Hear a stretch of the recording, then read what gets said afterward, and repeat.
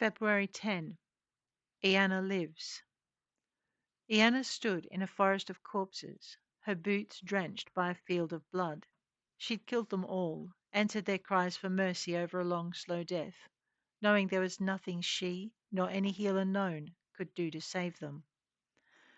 She wanted to weep, to be sickened by what she'd done, to feel fury or pain or anything at all. But inside she felt nothing. She'd been the last, and she'd dealt with her captor and rapist with the swift brutality offered by ghostly chance.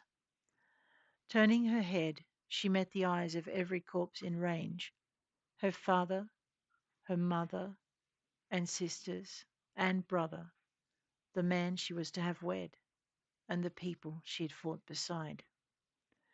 She did not have the strength or time to take them down and bury them as they deserved.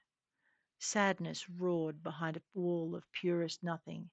It would engulf her in the end, but it would not stop her now. Fury prowled just on the other side of emptiness. She could use that to sustain her in the coming months and years, but it would not answer her invitation and remained beyond her reach.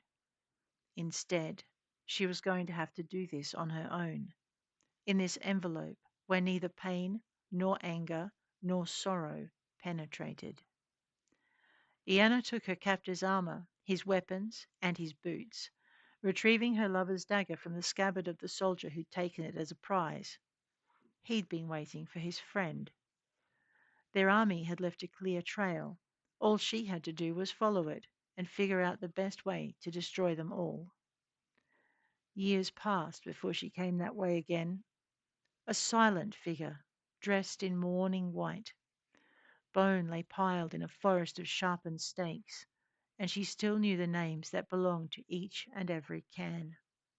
She said them, farewelling each as she buried them in graves of stone, her hands bleeding and torn from the blisters she'd earned, her mourning garments no longer pure and pale. Her fury was spent, having answered her call after weeks of killing.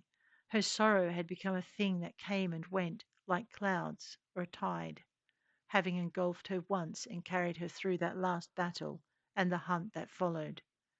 The nausea at what she'd done had died to shadowed pain at its necessity. And now the emptiness returned as a hollowness of purpose, and Iana sat among the graves she'd dug, wondering what to do next.